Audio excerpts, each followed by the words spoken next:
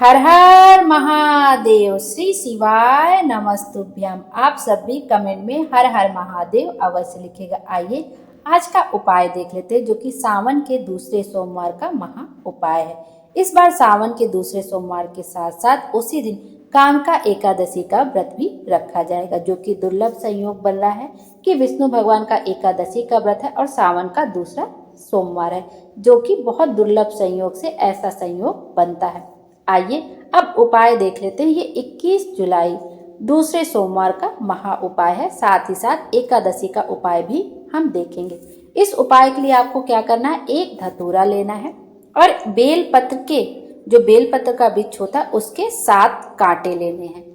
जो बेलपत्र का वृक्ष होता है उसमें कांटे भी रहते हैं, तो आपको बेलपत्र वृक्ष के 7 कांटे लेने हैं और एक धतूरा लेना है जो ग्रीन कलर का रहता है। और ऐसे देखेंगे तो इसमें कांटे कांटे खूब निकले रहते छोटे छोटे, तो आपको एक धतूरा और बेल वृक्ष के 7 कांटे लेना। यह उपाय आपको करना है जिसके जीवन में हमेशा कांटे ही कांटे रहते हैं, मतलब जिनके जीवन में कोई सुख ही ना हो, हमेशा दुख ही रहता हो। कोई भी व्यापार करते हो वह नहीं चलता हो, कोई नौकरी के लिए अप्लाई करते हो वहाँ उन्नति नहीं मिलती हो, तरक्की नहीं मिलती, मतलब जिस भी काम में हाथ डाल रहे हैं वो काम सफल नहीं हो रहा है। जिंदगी जैसे लग रहा है धक्के की तरह चल रही, धक्का मारने पे भी अच्छे से नहीं चल रही, बहुत परेशानी आ रही, चारों तरफ से परेशानी ही परेशानी आ रही है।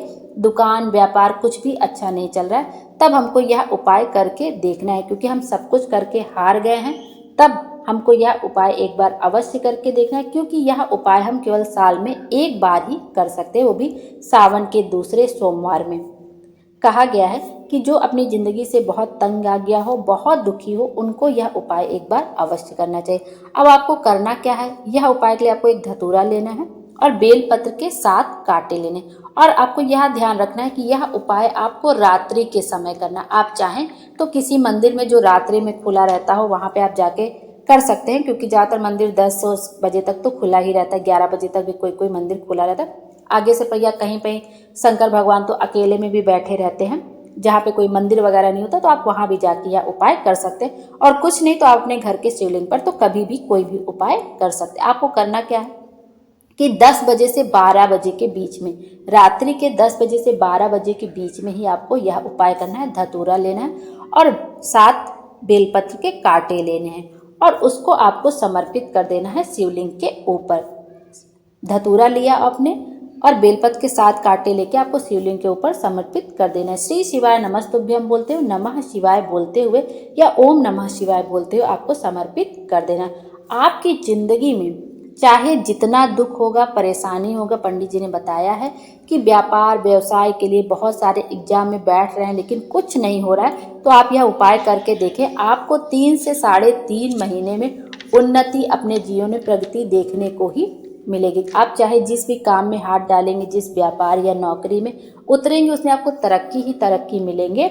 आप हार नहीं सकते हैं, उन्नति के सीढ़ी पर ही चढ़ते चले जाएंगे। थोड़ा समय लगेगा, धीरे धीरे ही सही, लेकिन आप उन्नति के सीढ़ी पे चढ़ते चले। कोई उपाय भी इसलिए ही किया जाता है कि इससे क्या होता है कि हमें विश्वास होता है कि हमने ऐसा कुछ किया है तो हमारे साथ और सब कुछ अच्छा होगा। तो आप उपाय पूरी श्रद्धा से करिए, पूरी ईमानदारी से करिए, आपको परिणाम भी अवश्य मिलेगा। और बाकी भोले बाबा को 1 लोटा जल चढ़ाते रहिए, और सावन का महीना चल रहा है तो 2 लोटा जल चढ़ाते रहिए। भोले बाबा हम सब की मनोकामना जरूर से जरूर पूरी करेंगे।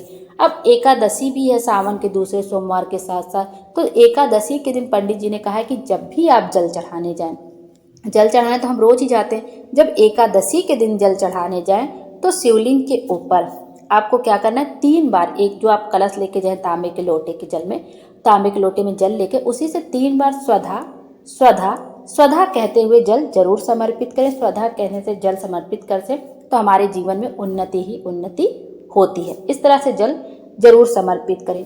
एक आप सावन का दूसरा सोमवार है तो एक उपाय आप यह भी कर सकते हैं कि आपको 108 मूंग के दाने ले लीजिए या 108 गेहूं के दाने ले लीजिए या जौ के दाने, कुछ भी हो।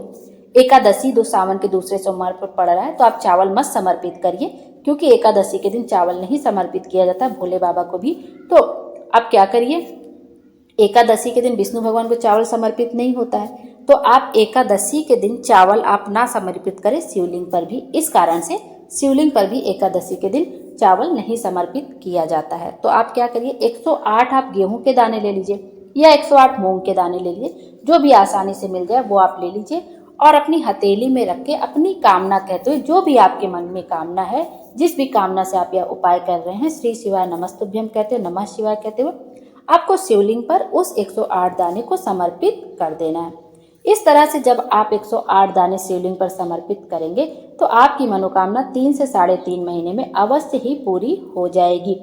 और कहते हैं कि शिवलिंग पर जब हम 108 कोई चीज़ समर्पित करते हैं तो भगवान उससे हमें लाखों करोड़ों गुना करके वापस करते हैं।